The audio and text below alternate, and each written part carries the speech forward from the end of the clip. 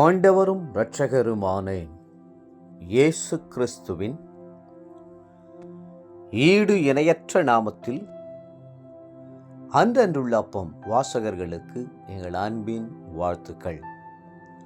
2025 ஆண்டு ஆகஸ்ட் மாதம் 24ஆம் தேதி ஞாயிற்றுக்கிழமைக்குரிய தின தியானம்.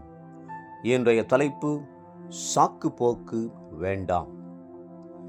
யாத்ராகமம் 7:1 சொல்லுகிறது, பார், உன்னை நான் பார்வோனுக்கு தேவனாக்கினேன்.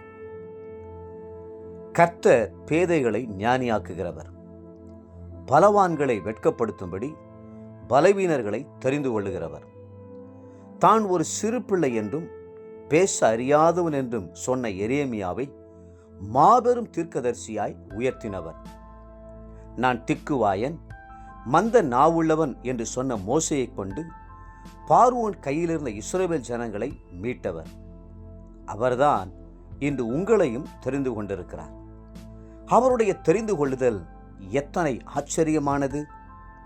அவர் அற்புதங்களை செய்வதற்கு முன்பாக மோசே சொன்ன வீண் காரணங்களையெல்லாம் நிராகரித்து அவரை திடப்படுத்தினார். இரண்டாவதாக, மோசேக்குள் இருந்த தாழ்வு மனப்பான்மையை மாற்றி அவரை பார்வோனுக்கு தேவனாக்குவேன் என்றார். மூன்றாவதாக, உலகத்தில் இருக்கிறவனிலும் மந்திரவாதிகளோடு இருக்கிறவனிலும் எகிப்தில் உள்ள சகல ஞானிகளிலும் தன்னோடு இருக்கிறவர் பெரியவர் என்பதை உணர வைத்தார். பூமியின் புழுதியை எடுத்து மோசே தூவிய போது அங்கே பேன்கள் பிறப்பிக்கப்பட்டன. வண்டுகளும் வெட்டுக்கிளிகளும் அங்கு பறந்து வந்தன. தவளைகள் ஆயிரமாக எகிப்தை நோக்கி குதித்து வந்து இடத்தை நிரப்பிவிட்டன. தண்ணீர் இரத்தமாக மாறியது. நைல் நதி நாறிப்போனது. பயங்கரமான காரிருள் எகிப்து தேசம் முழுவதையும் 3 நாட்கள் மூடிக்கொண்டன. இதுவும் அல்லாமல் எகிப்தில் உள்ள அத்தனை தலைச்சன்களும் தலையீற்றுகளும் சங்காரம் பண்ணப்பட்டன. பஸ்கா ஆட்டுக்குட்டியின் ரத்தம் பூசப்பட்ட பொழுது இஸ்ரவேலர் எல்லாரும் பாதுகாக்கப்பட்டதுடன் எகிப்தை விட்டு விடுதலை பெற்றவர்களாய் வெளியே வந்தார்கள். கொஞ்ச தூரத்தில் சிவந்த சமுத்திரம் குறுக்கிட்டது. சிவந்த சமுத்திரத்தை 2ஆய் பிளக்கச் செய்ய கர்த்தரால் நிச்சயமாய் கூடும். அவர் சொல்ல ஆகும், அவர் கட்டளையிட நிற்கும். ஆனால் கர்த்தரோ மோசேயை கொண்டுதான் அற்புதத்தை செய்யும்படி பிரியப்பட்டார். மோசே கோலை நீட்டிய போது சிவந்த சமுத்திரம் 2ஆய் பிளந்தது. இஸ்ரவேலருக்கு வழிவிட்ட அதே சமுத்திரம் எகிப்தரையோ மூடி போட்டது.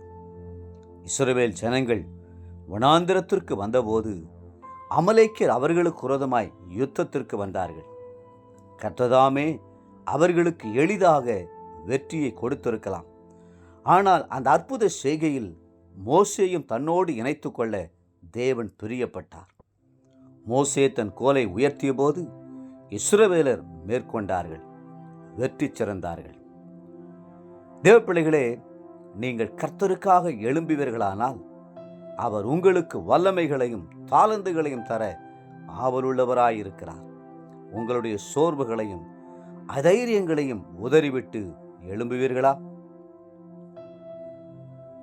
இன்றைய நினைவிற்கு 1 கொரிந்தியர் 12:10, வேறொருவனுக்கு அற்புதங்களை செய்யும் சக்தியும் வேறொருவனுக்கு தீர்க்கதரிசனம் உரைத்தலும் அளிக்கப்படுகிறது. இன்றைய வேத வாசிப்பு காலை சங்கீதம் 116, 117 மற்றும் 118 சங்கீதங்கள். மாலை 1 கொரிந்தியர் 7ஆம் அதிகாரம் 1-19 முடிய. அன்புக்குரிய அன்றன்றுள்ள அப்பம் வாசகர்களே, மீண்டும் உங்களை வாழ்த்துகிறோம். கர்த்தர் உங்களை கொண்டு பலத்த அற்புதங்களை செய்வார். கர்த்தரை நம்புங்கள். கர்த்ததாமே உங்களை ஆசீர்வதித்து மென்மேலும் உயர்த்துவாராக. ஆமென்.